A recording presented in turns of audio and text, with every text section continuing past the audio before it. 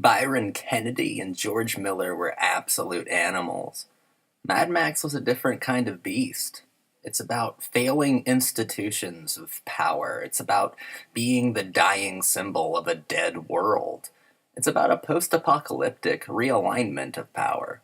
It's about being darkly transformative. It's about bearing witness to a new regime of strength. It's about facing the absurd, capital A. It's about cool cars, it's about shotguns and mythos, it's about the world's best action hero. I'm a sucker for daring stunt work. People should have died making this film. It's bananas and I love it.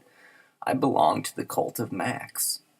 Mad Max features truly independent craziness and courage. It's awesome, it's exhilarating, and bold. It's totally rhythmic action movie making. Mad Max is the visual equivalent of shock rock and classical music. George Miller established a sonic meter and a pattern based scope. George Miller perfectly orchestrated a positively operatic action film. It's a total blast from beginning to end. It's eerie because it's alien, both intimate and unfamiliar. It's deliriously imagined. Mad Max is cult cinema at its most impressive and coherently experimental. George Miller's direction was truly fabulous. Mad Max is about how myths are born. It's about the transformative nature of symbols and archetypes.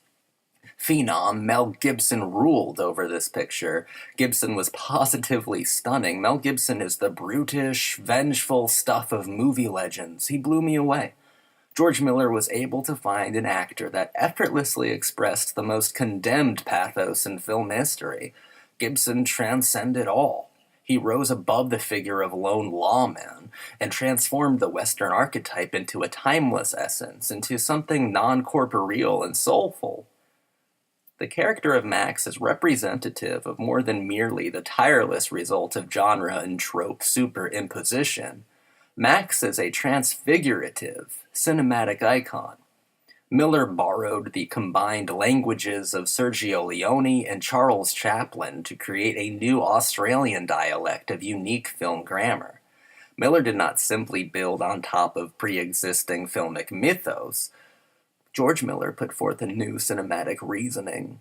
A reasoning that processed emotions differently, uniquely, and transparently, in some renegade, high-octane schema of male carnage through a rhythmic, energetic lens. Miller's compositional brilliance was already fully realized. Everything about Mad Max is peculiar and off-putting. Miller's editing constructs were outlandishly bizarre. I've never experienced a pacing quite like it, a monolithic free-for-all, some sort of deconstructed and anarchic symmetry.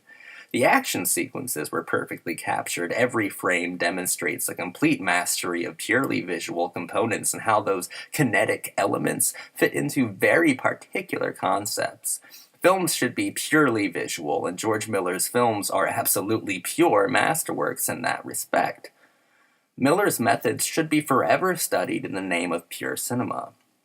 Hugh Keays-Byrne brought Kowalski-esque elements to his portrayal of Toe Cutter, the film's primary antagonist. Keays-Byrne, as he would demonstrate again in Mad Max Fury Road over 30 years later, is one of the action genre's most irreplaceable and sinister figures. He was an actor who understood the poetry of mad villainy.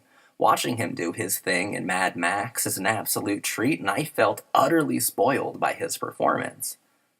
But alas, all roads lead back to Gibson. He truly was the most transformative factor of the entire orchestral anomaly that called itself Mad Max. Gibson was the game-changing ingredient in Mad Max's most shockingly relevant discovery. There's something to be said about an actor who seldom needs to say anything at all.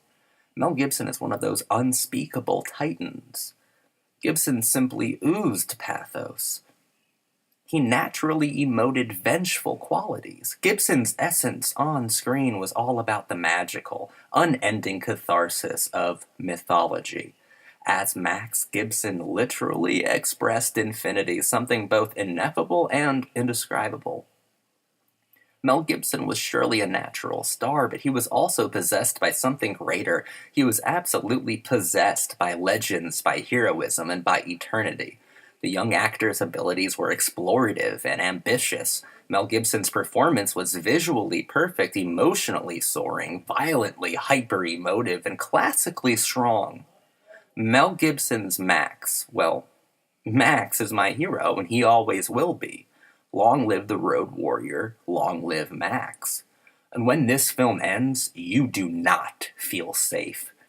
You actually feel compromised. George Miller's film morally compromises you. He does this visually and wildly. He does this thoroughly and expansively, fanatically. Mad Max blackens your soul. You become a part of the new power structure of Miller's cruel and tragic universe. Like Max, you like it, even though it scares you. Or maybe because it does so much. The ghosts start here, and the haunting never ends. Max's soul has been fortified to this new regime of power. In the darkness, he said yes. Mad Max is a wonderful action film. It's a unique, depraved, and unconventional masterpiece. Mad Max is dangerous. That's what it's all about. Mad Max is about danger. Unending, unrepentant danger. It's about a universe where your car is the motorized amplification of your primary virtue. Your car is your material soul. It's about vroom vroom pathos and gunshots. It makes me want to drive and drive and drive. It presents a case for redemption, for the lifelong search for atonement, for forgiveness, and for a new regime of truth. Drive. Keep driving. Don't look back. Eyes on the road. You can't stop. You won't stop. Not for anything, not for anyone. Not tonight, not now, not ever. Keep going. Survive. Just drive.